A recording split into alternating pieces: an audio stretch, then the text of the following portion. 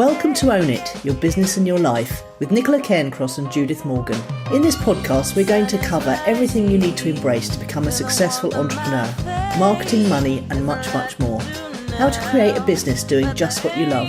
How to own it, your business and your life. This one will be fast, funny, feisty, and very lively. So sit back and enjoy the show. I'm gonna take my time. It's a brand new day. Gotta take it on my way. Gotta take it on my way. It's a brand new day. Gotta take it on my way. Morning. Hello, how are you? I'm very well, thank you. And yourself? I'm okay, thank you. So while I'm trying to get rid of these horrid screens that come up these days at the beginning, can you tell us about your week, please, Nicola? I can, yes, indeed. Well, I got the stove going and I've been largely hibernating because it's got quite cold out here. And we've got a fly invasion. I can't quite work out what's going on. There's large buzzy flies that keep coming into the house. So I have to keep chasing them out. And they bash against the windows, which is jolly annoying. And I don't know where they're coming from. So there you go. Got no idea why that's happening at this time of year. I was going to say, it's a strange time of year for flies, isn't it? It is. Well, I suppose it's because it's just getting colder and they're looking for somewhere to... I mean, do flies hibernate or do they just... I don't know what they do, but generally they come in the heat, not in the cold. Oh, I don't know. Well, let's hope there's some kind of insect expert listening and can let us know. I have got a fly screen on my front door, but they seem to get round it, through it, or under it somehow. I don't know how. Insects in your life are very cunning, though, Nicola, aren't they? They are, yeah, they are. They're more cunning than I am, that's for sure. I mean, I was sitting in bed this morning. I tried to meditate, Judith, and then suddenly I heard this loud buzzing and one had found its way to my bedroom. Not good. Well, soon you'll be zen enough not to notice. Well, if I ever get the chance to meditate, I would be, yes. That's pretty much my week. I've got some more to tell you about who I've spoken to and what we've been talking about later on in the sections. But okay. All right. So I've got rather a lot of things to tell you in this section. Yes. And it's all in rather a random order, which will only make sense at the end, I think. On Monday, and it's Thursday today, so that's only 3 days, Monday, Tuesday, Wednesday, I rededicated myself to a low-carb way of eating because I wanted to lose a stone in 3 weeks before Christmas. And I can tell you after 3 days, I've lost 6 pounds. Wow. I know. I'm pleased with the results, but I'm going to a funeral on Monday and out to dinner twice between now and speaking to you again. So it's rather good I've got 6 pounds under my belt, as it were, because I'll have to be, social occasions are considerably harder, more testing, particularly a funeral, because people tend to serve you cakes and sandwiches at a funeral and quiche and pastry and weirdness. But anyway, I'll try and do my best. And this is by way of leading up to tell you, it's because I've bought myself rather a lot of Christmas presents, a new handbag, as you know. Yep. A pair of boots, some earrings, and some night driving glasses. I've got to the stage of life where I need glasses, anti-glare glasses over my contacts at night because driving at night in the rain, oncoming headlights dazzle me. And it's not just me. When I put it on Facebook, it was sort of 109 people. And I know that several of my clients who are younger than me, so not actually an age issue, have always experienced this. Maybe it has something to do with contact lenses, we're not sure. I've bought 3 pairs of trousers, but they'll have to go back because they're all too big. And that's a good reason, of course, to be sending clothes back in the post. But I tried on some outfits for the Christmas season, and I've got a very nice dress to wear. I don't know what possessed me because I haven't worn a dress since I first knew you. But I bought a dress in about September, and I remember when I put it on thinking it looked very nice. And then I've had this carby November with the ginger nuts and the Lucozade, and I put it on the other day, and I thought, well, it's nice. It still looks nice. It makes me look breathtakingly thin. Wow. But I don't have the right foundation garments to go underneath a frock, Nicola, if you know what I mean. Do you know what I mean? Yeah, Spanx. Yeah, no, I'm not Spanx actually, an all-over thing, because all the spanky type of things just do parts, and I don't want parts because all that does is move it around so it squidges out somewhere else instead. Yeah, that's true. And quite a lot of them sort of roll up unattractively. Anyway, we won't go into this too detailedly, but the point of this story is that expecting half a dozen parcels has trapped me in the house for a week. But I had an unexpected parcel delivered last night from a client who graduated from Small Business Big Magic after 3 years. She'd sneakily got my address from Marion and sent me the second most beautiful bunch of flowers I've ever received in my entire life. Oh, how lovely. All pink roses of different colours and different types. I mean, honestly, I wasn't expecting it, but B, it's like, oh my God. And flower arranging is one of my favourite things. And then it was like, oh, I don't know where to find a vase in this house. And there was a selection of vases, none of which were either big enough or grand enough to,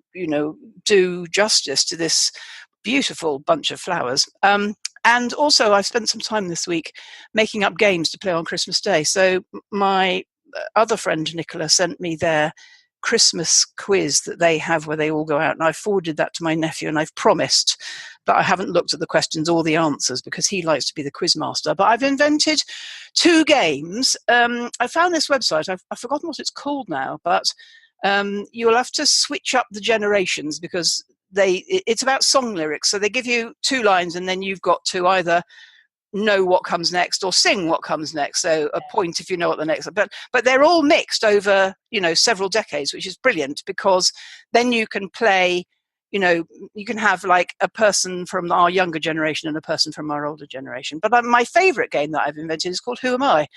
And it's a range of questions that you have to tell the truth. You can't lie, but you can obfuscate.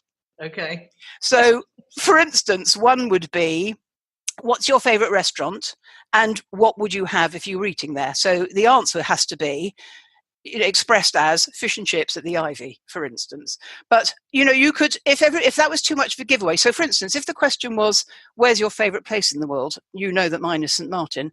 But it also goes under, I could also call it the French West Indies or the Netherlands Antilles, neither of which would be a lie. And all 3 are true, but less obvious answers. So I don't give myself away because you win by people not working out who you are.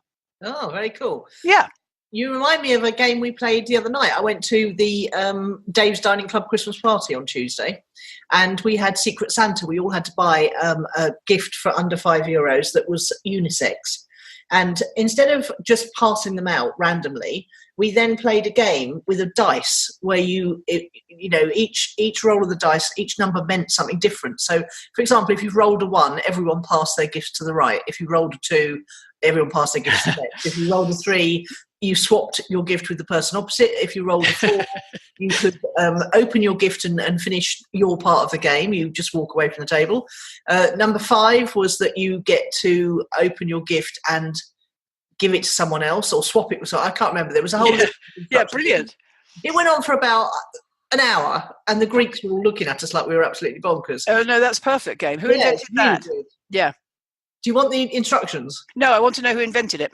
Well, no, I think she got it online. So. Oh, brilliant. Okay, yeah. And I saw that you got a bag of sprouts. In a very spangly... yes, you've got a very nice bag full of horrible green small things. Well, I actually love sprouts. I'm a sprout fan. So yes, I saw you saying that. Yes, no, I loathe sprouts. I have ordered some for Christmas Day, but it's just the one day of the year I'm actually prepared to eat them. And as long as they're sort of grated with enough pancetta so I don't notice. Yeah, absolutely. So are you going to your brother's or something? I am, yeah. Oh, fabulous. Mm. So it looks like I'm cooking Christmas dinner for the hordes. Oh, my word. Do you like that? I do like it, yes. And Phoebe's my sous chef. And Sarah and Chloe are going shopping. And we're all chipping in financially. And my dad's stepdad, dad, I call him dad. Yes. He's coming because his wife is away in New Zealand. So it's going to be 7 of us and really good fun. Very good. And when he's in England by himself, where does he live, Nicola? He's moved from New Zealand now. So yes, I knew that. Yes. Yeah. Where does he live, though? Well, hilariously enough, he now lives in a part of Worthing that I actually grew up in called Durrington. And really very spooky going to visit him because it reminds him of my youth, patrolling around the streets looking for something to do as we did. Indeed.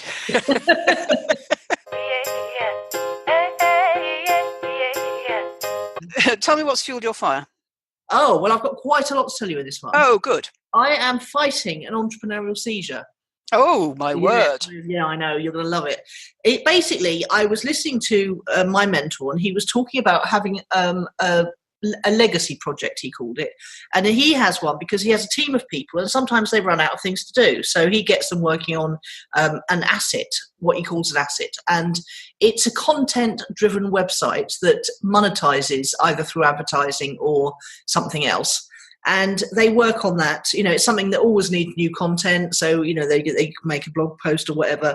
He calls it a forever project as well. Anyway, I was listening to this thinking, I could do with one of these. What could it be about? And doing it about hobbies is a really good idea. So he's got one about surfing, and it's called Blink Surf, his is. And it enables him to go to things like surfing tournaments and say that he's press and stuff like that, because he's got a big blog on surfing. So I was thinking, okay, well, it has to be about a hobby. What could it be about? And then I started to think about software again, because I'm always been keen on software, and I've had little bits of software made over the years. And then I suddenly thought about yourwriteon.com, which I've told you about before, haven't I? Where you put your writing up and you get critiqued. Well, we found out recently that nothing happens. So Steph got to number 1 and nothing happened. You're supposed to be invited to contribute to an anthology. You're supposed to get reviewed by one of the big 4 publishing houses. And I started looking in the forums, and there's a load of porn spam on it. And it hasn't been updated since 2014. But I did some more digging, and it was Arts Council funded. They've had something like 86,000 grand out of the Arts Council. There's no way. And I suddenly thought, why reinvent the wheel? Why don't I just try and buy the site? Yeah. Because, because I've had this idea in my head as well about buying a business and bringing my expertise to it. Yes. And so it was all coming together, and I suddenly thought, well, let's try and track down the bloke who owns it. And it turns out that he owns a vanity publishing company, and that's gone off the radar. The website that makes the website, that's listed as maintaining the website, has gone off the radar. But he's still got Google AdSense on it, so he's presumably still making an income. And it said, I found a blog post that analysed it all, and it said that it had 6,000 members and was getting millions of page views at its height. So I thought, okay, so if I can't find the owner to try and buy it, and then I found there's quite a lot of unsavoury PR about it online. So it put me off the idea of buying that particular software domain name. So I thought, I wonder if I could get it recreated. So I'm having this entrepreneurial seizure about creating a content-driven site with software attached where writers can get their work reviewed by their peers. Okay. And then I spoke to the Right Club ladies yesterday about it, and they love the idea. And they said that, we could then put out an anthology, perhaps once a quarter, of the best stories, the best. Yep. So there's quite a lot of mileage in it, I think. I'm just trying to find a domain name that's got keywords in it. And I was also just doing, running it through Google AdWords to see, what's the phrase that's, because it's around critiquing my writing, critique my writing, review my writing, review my book. Yeah. So I was just trying to find a domain name that had the best combination of words that get the most searches. Okay. Yeah, so I was trying to resist everything, but I'm not doing very well with it. Well, I think in the winter you do have more at-home leisure time, and you do like to keep busy, so I don't think it's actually that much of a bad idea. Well, except I should be writing, shouldn't I, Julie? Really? Yeah, but you're in two minds about that. Yeah, yes. I mean, I enjoy it, but I have to be bored to do it, and I'm not going to get bored if I'm starting a new business, am I? Well, it's not so much that, is that something like you've just described wouldn't bore you. No, it wouldn't. So what are you saying? I'm saying I think it's a better idea than your writing. Having read it. No, not having read it, because sci-fi isn't my genre, but you have to, every week you tell us that you have to force yourself. And I know you wouldn't have to force yourself to do what you've just described. No, that's true. But one doesn't knock out the other, of course. No, that's true. And it would also give us more eyeballs for Right Club the podcast. It could perhaps sponsor Right Club the podcast or be sponsored by it or whatever. Yeah, or the other way around, I think. Actually, I think this has got more mileage than Right Club the podcast.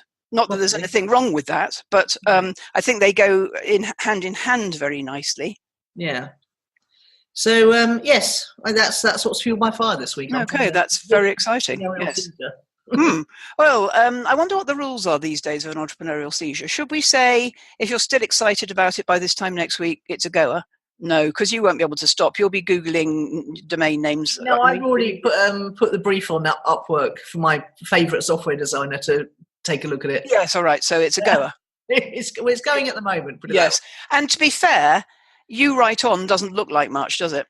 Well, it's very old-fashioned looking. Yes. But the point is, it's not being maintained. There's lots of links that are broken. Yeah. It's not delivering on its promises, and there's a lot of disappointed people on there.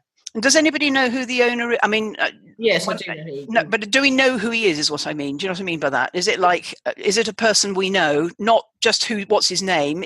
Does anybody know the man? No, nobody knows him. No, okay. He had a LinkedIn profile that's been taken down, so it's not, there's no photo or anything. No.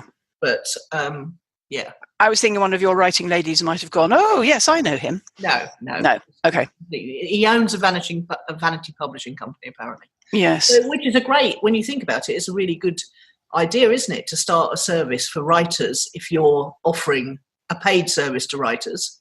It's, to offer a free membership kind of service. I think it's got lots of good points about it in lots of ways. Okay. So we'll see. Okay, so I'll tell you what's fueled my fire. A client I love working with has paid for a second year in advance, and she did it much faster than she said she would. So it showed up rather surprisingly in my November accounts, which I did last Friday, which was very nice. And in a roundabout sort of a way, I was telling another client about this, and she asked why I'd done that, because she knows I'm half anticipating having 2019 off. And the answer came to me in a flash, which is, there are just some people I'll always be happy to find an hour for.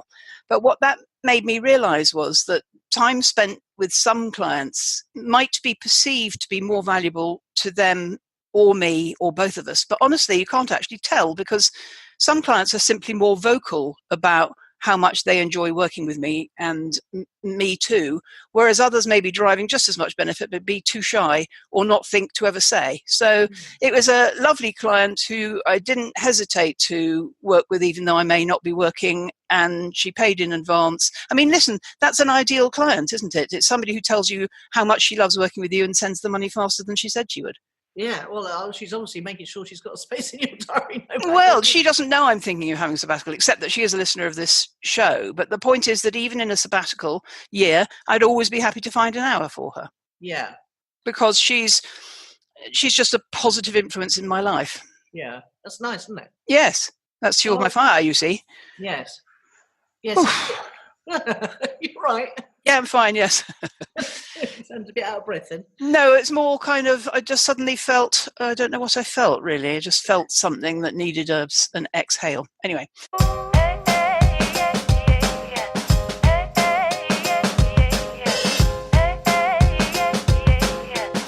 Now, we've got based on what you've said in Fuel Your Fire, we've got a similar topic in here, haven't we? Yes. Now, the reason that, in fact, that I've had this entrepreneurial genius idea was because I've been turning over the idea of something I've always liked the sound of but never managed to follow through on, is buying a business with its own money. And the reason that I came to you with this, because I know you advise people on this in the past, and I've actually got several friends in America that actually do this for a living. Yes. Is that I saw a business for sale in Brighton. It was a green removals company. Can we stop there? Because Yeah. I'm reading my notes this morning. I realised I didn't know what that meant. Well, I think it's well, I don't know exactly either, but it's very big in Brighton, though. If you just Google green removals, there's quite a few firms that offer it. Does it mean they've got a planet-friendly van? I mean, Brighton obviously and green are a good combination. Yes. I think it means that they are striving to be carbon neutral footprints. Okay.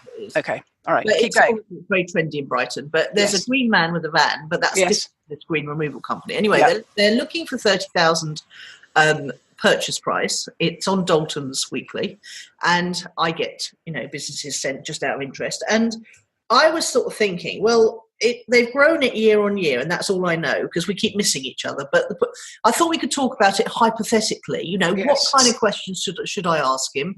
Yes. Am I really interested in a business that involves other people, doing the work, which is actually what I am looking for, but I'm not sure that wouldn't be a nightmare to manage. Yes. And why would a business owner ever consider it, and what kind of things should you look out for? I mean, where would you even begin to start? Right. What I would like to do before we even begin to address this question, since we've got a little bit of time, is you have done it when you bought the Acacia. Can you remember how you did it with the Acacia? And could you explain that to us if it's not too personal? Because the listeners don't understand what we're talking about at all yet. Right. Okay. The Acacia was very different because I was buying the property. and the bank was lending on the property. Okay. So it was listed for 500 grand, and I bought it for 250,000 down. The bank lent me 300,000, and I used the 50,000. I did a deal with the owner that I would pay the other 250,000 over the next 10 years. Yes. Out of the proceeds of the hotel income. Yes. He wasn't running it as a hotel at the time, although he had run it as a very successful bed and breakfast for a long time, 20 odd years. He had a lot of nurses lodging there because Worthing Hospital were bringing in lots of Filipino nurses at the time. Yeah. They couldn't get the staff. Yeah. It was very run down, but structurally sound. The bank lent me the 300. I used 50 to do it up and turn it back into a bed and breakfast, and was marketing it before it even opened, obviously through a website and my other skills. Yep. That's where my first e-zine came from, called Diary of a Seaside Landlady. That's where you found me, in the Acacia. Yeah. And I did all that after reading a book called Money Rags to Riches. Was it Rags to Riches? Rags to Riches Through Real Estate. Yeah, right. Stop there. Now, why did that man take those terms? Because he wanted to stop owning it. He wanted to retire. Say more. He was in quite a lot of pain or enthusiasm to be out of running it, wasn't he? Yeah, he didn't want the hassle anymore of, and he also wanted to go and live in a bungalow instead of living in the top flat of a hotel. So with 250k cash, he could do that, couldn't he? Yeah, because he'd bought it 25 years before. Yeah. Off my mother, incidentally. So how did you discover what he wanted to get out? I went and talked to him. Yeah, okay, there we go. Now, you've just explained how this happens in all circumstances, okay? Let's go back now to the green delivery van example. What do you think they're selling for 30k? 2 vans and the goodwill, I suppose. They've been advertising they've grown the business year on year. So obviously, how do you know that? Because it says in Dalton's Weekly. So but he hasn't produced any accounts to prove that yet, or anything? Not yet, no. Okay, all right. Well, the key issue here when you try to buy anything using their money is what are they trying to achieve in their life? So there's no way you can do this without having a chat. What are you going to do instead? We need to know what he's going to do instead. Why are you selling? Yeah, why are you selling? Yeah. Even if he tells you the whole truth, which is, I'm sick to death of it because the staff get on my wick, or whatever it is, or it's harder than I thought to flog the green thing down here, even in Brighton, or my mother's poorly and I need to go and live in Scotland. Yeah, there could be all sorts of things. Yeah, all sorts of reasons. You have to, and this is why it's good to talk to the owner direct. Through an agent, it doesn't work because agents always want to get their commission on completion, and there quite often is a very, very delayed completion on a deal like this. So you've got to buying a property on options, isn't it? Yes, it's exactly the same. It's exactly the same. You have to find out what the vendor wants and how motivated they are, as we used to call them.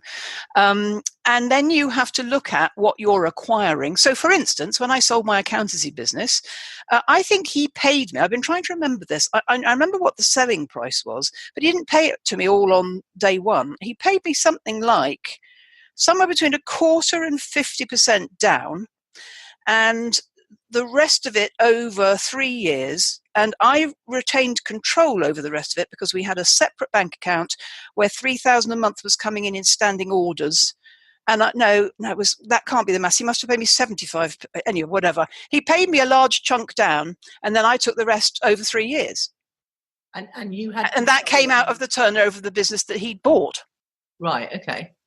And so theoretically, the goal is to find a business where the owner's motivated to sell. Yes. Where you can take a salary for yourself, because there's no point in. Well, no, not immediately. You won't, because you're going to use the cash that will eventually be your salary to buy out the owner, probably. Oh, okay. Probably. So I don't think the man that bought my business, took a salary from the bit he bought until he finished paying for it. I see. So you're buying a bit. Well, because he'd got an extra, 250 clients on it, and the turnover and the profit from that was his. And once he'd finished paying for it, it would be his. Well, indeed, it has been his for 20 years. So it took him 3 years to pay for something that he has owned ever since. Actually, 21 years.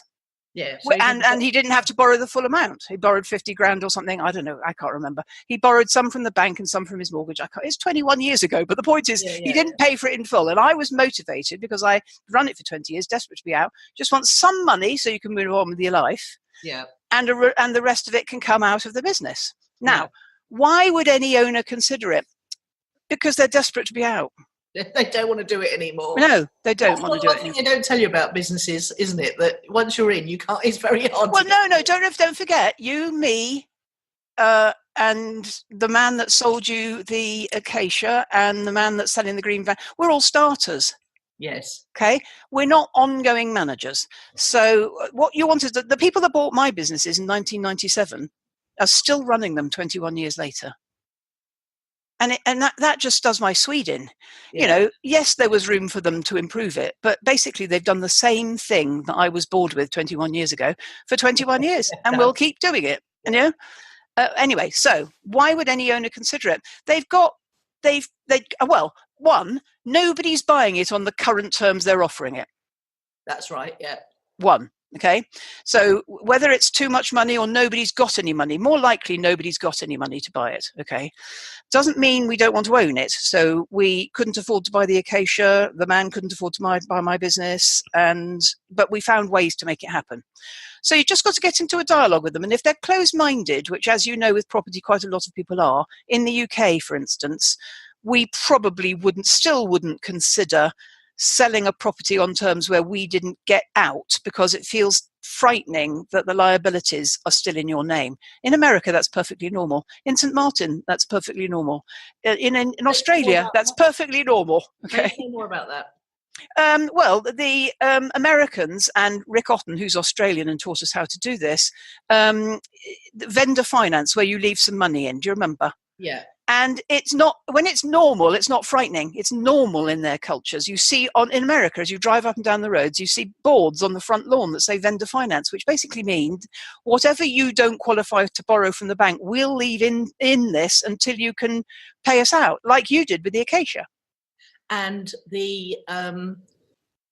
he was covered, the vendor, because he had first charge on the property. Yes. So when the property sold, yes, he'd get his money. He'd get the rest of his money. Yes, absolutely. Anything you hadn't paid, he'd get the rest of it. What you're saying with a business then, if the vendor... No, I don't think with a business. Let me think. I wouldn't... I can't remember. I can't remember. He was allowed to trade... I can't remember, to be honest, with mine. But I don't think with a 30k... green van business that probably isn't worth that because people aren't biting his hand off to buy it. I don't think that'll be an issue. Again, there's no rules in this. It's whatever he wants. And if you're prepared to agree with it and vice versa, you keep the dialogue going until you make a deal. And if you can't, you leave it. Like any deal that we do now, if we like it, it closes. And if we don't, it doesn't. Yeah, and it has to be good for each party, doesn't it? It does, yes. Now, this is very normal in Hollywood, in commercial property, in banking. It's incredibly normal. And once you see it, it's visible everywhere you look. Yeah. Which is, my favourite example in Hollywood is we option your book until we work out whether or not we can raise the finance to make it into a film. And if we can't, you get the rights to your book back and you keep the money we've paid you for the option period. Yeah. And if we can, we pay you more money and we make a film. Yeah. And the other place you can buy businesses is you can go to flipper.com. And I've been looking at that again, where you can buy websites that are either high traffic websites but not producing any money, or websites that are producing X amount of money and you can buy for 2 or 3 times the profit. Yes. So say, for example, you have a business and it's doing quite well and you want to expand, you want to buy a load of subscribers or buy a load of eyeballs or something. Yes. That's a good way to do it, is to go and buy a website that's getting a high traffic. And then. But again, I wouldn't pay cash for it because if somebody else will buy it for cash, let them do it. Yeah. With options, buying a business with no money down, with options, you've got to be acquiring something. You've got to be, really it's a game. You've got to be determined to acquire something with little or no money down. Yes, and it's very cash flow game orientated, isn't Yes, it? it is. A way of Yes, it is. comes in that a lot. doesn't Yes, exactly. And of course, what you might do is if the revenue from a website was, say, 1,000 a month, you might say 60-40 them you. So in answer to your point initially about why would you do it if you can't have a salary, you could have a bit of money out of it. Yeah. And especially if you're bringing something to the table like marketing skills where you were going to improve. Yeah, well, don't keep quiet about that because that's your asset, okay? Right. But if they're saying, why should I trust you? You might say, because I'm a marketing expert and I know I can do something with this business to improve it. Now, however, there are downsides to this business, which is what you've said here about staff, which I agree is a big downer. But let's do number 2. What should I ask, find out to discover if it's a good deal or not? Well, it's not a good deal until you offer a deal that's good for you. And what you should ask is, can I see your last 3 years' accounts? And then you need to show them to me, and we need to look at them together. Yeah. And we need to know why he's selling it. And if he says, my mother's poorly, I need to go and live in Scotland, how much do you need to go and live in Scotland? Yeah. Or you could be straight up. You say, look, I'm not going to pay anything for it. I'll agree. Well, what we sometimes do is we agree to pay more than he wants, but nothing in advance. But that's what they do in property options. Yeah. It? You pay over the you pay over the rental. You rent to buy is where you go in and you take over the maintenance of the building. You pay higher than a market rent, and your extra that you're paying goes towards putting the deposit on the property. Well, I can give you a living, breathing example of that. When I eventually go and live for part of the year in St Martin, all the houses that I'm interested in buying have been on the market for more than 5 years. Nobody's buying them. It's a hurricane island. Yeah. It's a terribly risky purchase. Nobody's got any money to buy holiday homes in the Caribbean. So it's ripe for saying to them, I want to buy your house, but first of all, I'd like to rent it for 90 days. And I want that rent that I pay you for 90 days to be taken off the purchase price, or whatever. You dictate whatever terms you want. And if they're desperate to get rid of it, they'll go for it. Absolutely. Yes, absolutely. So, but you don't want to fleece them just because you can. No. It has to be a win-win. Yeah. And it has to be all negotiation dialogue based. Yes. Now, I'll give you an example. When my brother was a banker, when banks acquire other banks, there's quite a lot of this that goes on. It's much more complicated, obviously. They have to do what they call usually about 6 months worth of due diligence, which means you look at what you're buying and you see not only the assets that you want to acquire, but the downsides, the things they don't want you to see, the things they're hiding. You don't want to acquire their debts, for instance. You just want to, so you don't want to acquire the limited company that might come with debts. You just want their client list and their goodwill or their vans, or you might not even, I don't know what. But you work out of what they're selling, what you want, and you don't buy what you don't want. Okay? Yeah. So you might say, we'll take on all your good bits and we'll pay for it out of this, but you'll start, and the money we pay you settle your bad bits with. Yes.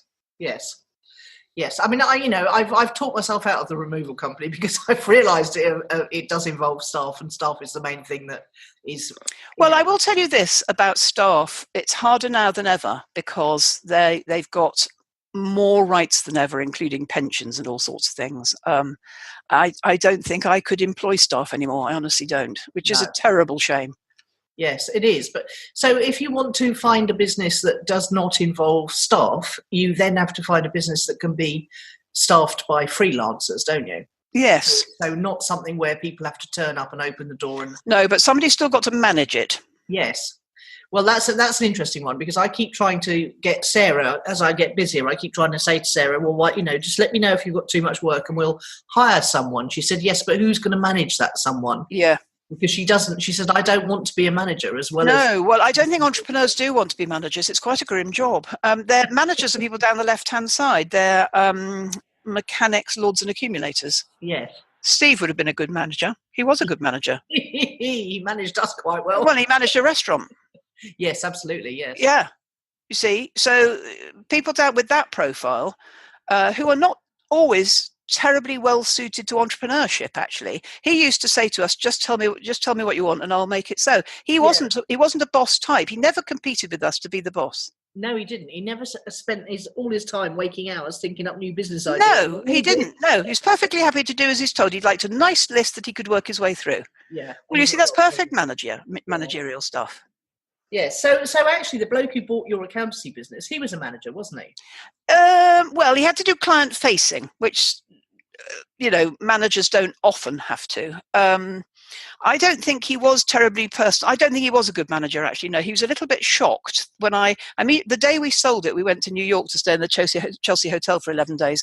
And when we got back, he found me in the coffee shop and said, "I don't understand why the phone doesn't ring." And I went, "I don't understand what your problem is. Phone doesn't ring because the business was well managed. Everybody's file was up to date and all the calls and emails were returned." But he didn't operate like that, and accountants don't. They do firefighting, which is there's paper everywhere, and they just do who's shouting loudest today. Yes. So no, I don't think that is good managing, actually. Yeah. Yes. And I used to watch his accounts, obviously, and for the first 3 years he trashed it because he underestimated what he bought, because he bought a business that was run by women for women. So he thought, oh, well, I can do that. Well, he couldn't, actually, because he bought 250 clients, and he thought he could do that with his existing staff who were not as good as mine, and so he couldn't. So first it dropped down and then it came back up. Oh, okay. As he attracted clients that were more like his normal clients. Well, no, by then he'd got my branding. No, I don't think it was that. I think, I think in any handover, there's a period of uncertainty. Chaos. So somebody like the green van man, oh, where's Kevin gone? We loved Kevin, that kind of thing. Yeah, very interesting. So if anyone's listening out there and they are thinking of doing this, where would be a good place for them to look for places? I mean, websites on Flipper.com. I don't know about that, but I don't think they could do any harm working out how to do it, which is reading all of those options books that we could recommend. You just got to get the principles, which is you use the profits of the business you're acquiring to buy out the previous owner. Yeah. Actually, I just remembered there's a guy called Mike Warren who is American and a friend of ours, and he's written a book on the topic of how to buy a business with its own. Okay. I mean, there are courses in England you can do. A couple of my friends have been on them. No, it's not very hard. It's harder in England because we have this core belief that when you sell something, you get paid out on completion day. Yes. And that comes from being a nation of people who own their own homes, isn't it? Well, we were a nation of people that own homes in that funny way. I think it probably takes 100 years to change that. But anybody who's got any commercial experience, who's ever had a job in a bank or reads the financial press or understands how Hollywood works, or, for instance, when you do a commercial property, you option the land and then you find out if you can get planning permission to what you want to build on there. And if you can't, you leave the land with the person that owns it. You don't take on their problems. That's the point of this. Yeah. You leave them with the problems they've created, and you take on the good bits, and you use the cash in the business So, for instance, I'll give you an example. One of my clients several years ago wanted to buy a hairdresser's in quite a remote place, and she thought she could improve it. And the business owner couldn't sell it and couldn't sell it and couldn't sell it and couldn't sell it. And I said, I'd offer her that you would take it over and pay her a percentage of what she's selling you every week until you've paid her the agreed sum of money. And I don't think my client could. It's how we like to hide, us online entrepreneurs. We hide from having conversations with people. Yeah. You can't do that with this. It's quite starry deal maker. It's down the right hand side, actually. You've got to go and meet them. You've got to enjoy meeting them. You've got to ask them questions. You've got to listen to the answers, and then you've got to get them to trust you and like you, and then you open what your plan is, and then you work together until you find a meeting spot in the middle. Yeah. I obviously have been able to do it in the past. Quite. It's not rule bound is the point, which is why we would like it. It's not rule bound. I can't say to people, how do you do it? As I say, show me what you're trying to buy and what the person wants to achieve, and we'll work it out. Yeah, absolutely. Okay, so Dalton's Weekly is where I found this particular business. So there are businesses listed in there, and he rang me. So obviously there isn't an agent in the middle there. He's obviously paid, hasn't he, to be listed in there. Yes. And your accountant is another place, because if anyone wants to sell a business, they're going to talk to their accountant quite quickly. So accountants, I remember, do have access to that. Your local Chamber of Commerce might know, if you're a member of that, they might know anyone who's selling a business, because often people talk quietly to the person who runs. Oh, and don't forget business transfer agents. That's what I used. There are people who introduce people A to B, buyers to sellers, like estate agents. They're called business transfer agents. Right. And the other thing, I suppose, is to go onto things like Craigslist and search business for sale Sussex and see what comes up. I don't know any of those because all I've ever done is sell businesses. I've never bought one. Yeah. So, I'm just trying to think of a list of resources that anyone who's getting excited listening to this might. I think they would probably come across it in their real life. They would say, oh, I see the chip shop in the high street's up for sale again. That kind of thing, probably. Yeah. And the other thing is to do a search on Google for business for sale Sussex in inverted commas. That would throw up anything that's being listed online. And I think also it's because it's a relationship thing again. I think I would probably say, who have I said this to? I've said this in some context that I've forgotten. I've said this to somebody. If you're ever thinking of selling this, let me know. Yeah. Give me first dibs. Yeah. If they like the business, absolutely. Yeah. Wow, that was an interesting one, wasn't it? Well, it is interesting because actually once you get the principles, which are not hard to get, you can apply it to anything. Yes. And I was, it's interesting because I've gone from seeing this business for sale, this green removal business on Dalton's Weekly, through to thinking about buying an existing business that's being neglected, through to getting the software written myself and not wanting to take on all the bad PR. So it's been a real journey for me of getting interested in this tangentially. Yes. Also, I think we need to think about the other side, which is somebody's got something they want to sell because they're sick to death of it. And it's not selling and it's not selling and it's not selling and it's not selling, but they want out. And what they want for it reduces and reduces and reduces over that time. That's right. So, it's they'd be relieved. The right person would be relieved if somebody... Someone had offered me a deal like this when I was selling the Acacia. I'd have taken it in their arm. Well, quite. Quite. Okay. And in fact, I think, as I recall, it was one of my investors, because I took on some investors on the second go round.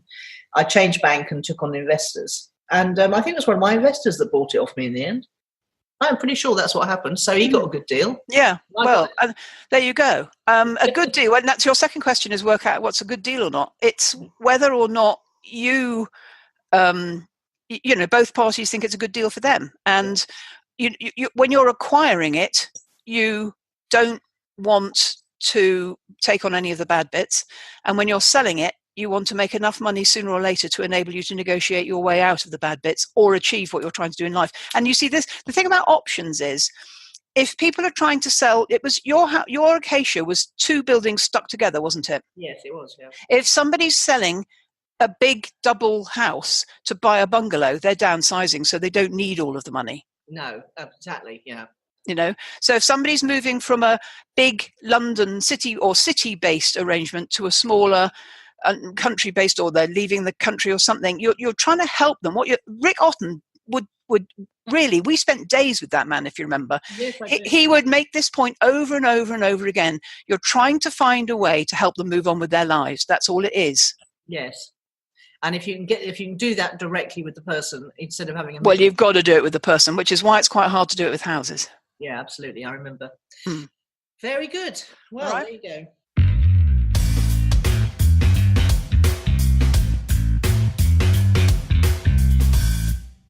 Good. Now, tell me, what is your word of the week? It's change. Because Phoebe and Nelson last night announced that they have found somewhere to move into, because Urban's been looking for them to move on. And yes. I feel quite bittersweet about it. It's like a real end of a. I suppose when they were living in their father's house, even though he wasn't there, they still felt like children. But yes, they're moving on now to their own abodes. It's abodes, not abode. Are they going together or separately? They're going together. Oh, yes. Well, I think that's very sweet, isn't it? So do I. I feel much happier about it, I must say, than if they were separately. But they found a really nice luxury 2 rooms in a luxury house in Shoreham Beach. So they're not going far. Yeah. And they can afford it, and it's local, and they were really excited about it. But it made me feel a bit sad. Are they sharing with other people? Yes, I think there's 2 other people. It's Okay. someone who works abroad and he rents his rooms out in his house. Okay, nice. So it's a nice arrangement, and the place is lovely, and it's very close to where they are now. So life won't change much for them. And how did they find that?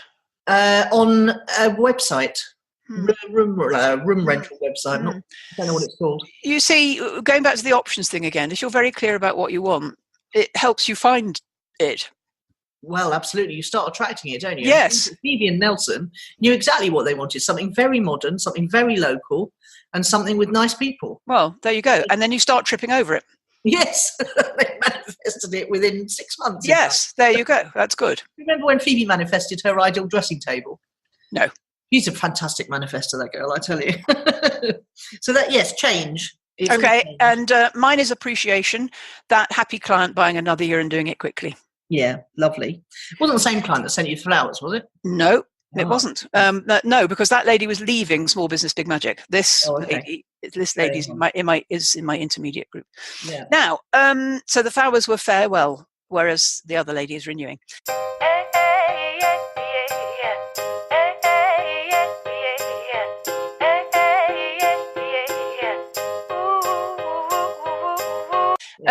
Tell me, do you have project updates you want to discuss? Yeah, I just wanted to say quickly that my daily video strategy it's working interestingly in some areas and not necessarily in others.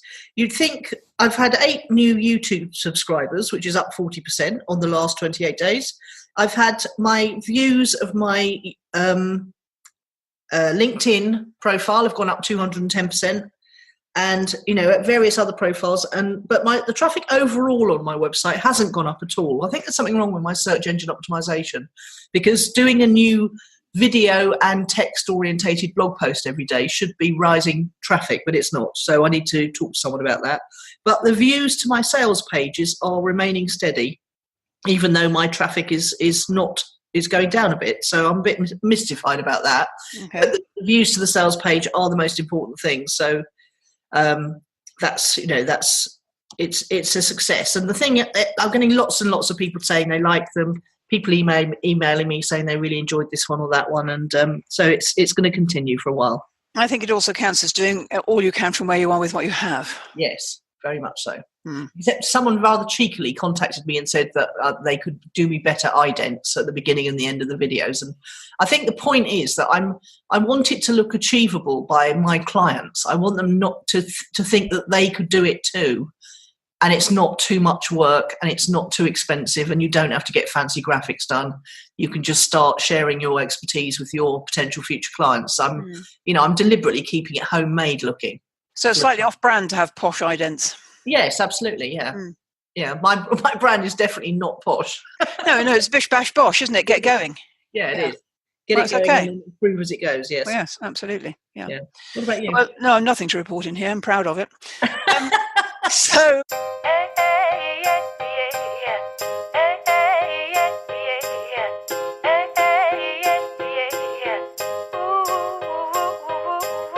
let's go on. I've got a little bit of a rant in Who or What's Impressed. What have you got to tell me in Who or What Impressed? Well, I'd like to talk about Dalton Harris, who won the X Factor. Yes. A little bit of a argy-bargy on Facebook about X Factor versus Strictly, etc. But he was the rightful winner, and I was so relieved that he did win. And I think he must have won by a landslide, because the reaction of the audience in the room whenever he sang was.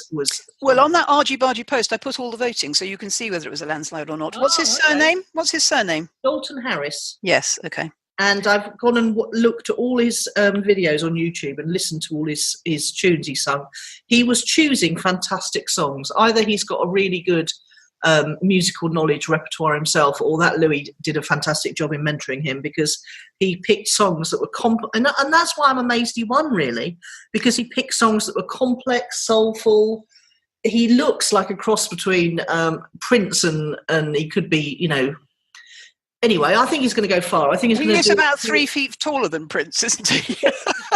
He's skinny and sexy, and he dances Yes. around good. And I think hopefully he's going to do a Leona. and go on to global superstardom? Well, he'll have to go on to global superstardom because the UK is expelling him because his visa's expired. Oh no, has it? Yes, he had a visa to be here for the competition, and now that the competition's over, he's got to leave the country and apply to come back if he wants to. Oh God, I've missed all this.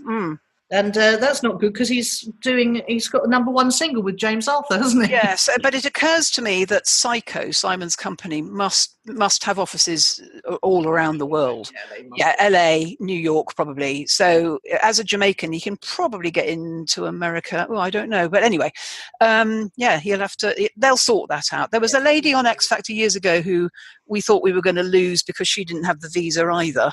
But life's got much harder since we gave her a visa. And technically, you can't give visas to people just because they're commercially successful.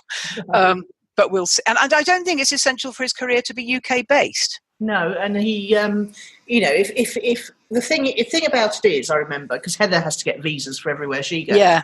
It's very easy to prove that only those people can do that work because it is, but she goes in and out of those countries, whereas this one is about permission to stay. Yes, absolutely. Interesting. She doesn't want to go and stay in those places. She wants to go there, sing and come home, doesn't she? Yes, that's right. Yeah. What about you then? Right. Well, you saw, I know, because you liked it on Facebook, that my Back to 60 Women, the campaign for righting the wrong over the pensions of women of my generation, they've secured the legal right to a judicial review against the Department of Work and Pensions.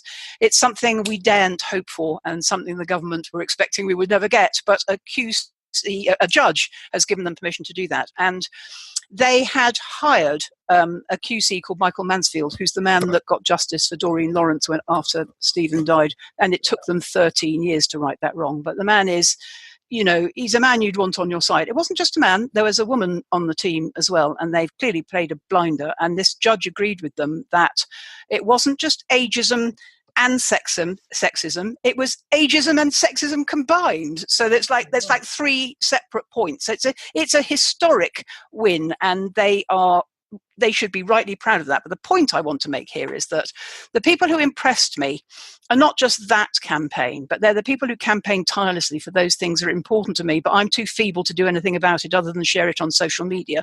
How they keep their passion alive, how they see it all the way through to the end with determined action for the benefit of themselves, sure, but for their wider peer group and because it's righting wrongs, The fact that they keep up a spirited attack over many years, it must be so tiring and so difficult, but they keep on, and I'm very, very grateful that they do. Wow. So if it was overturned or found against or whatever, yes, does that mean everyone would get their back pay? Yes. Oh, wow. Wouldn't that I know. Now, we might have to have, everybody would get a lump sum. I think I'm 28,000 into my potential lump sum. Wow. Now, it's not going to happen overnight.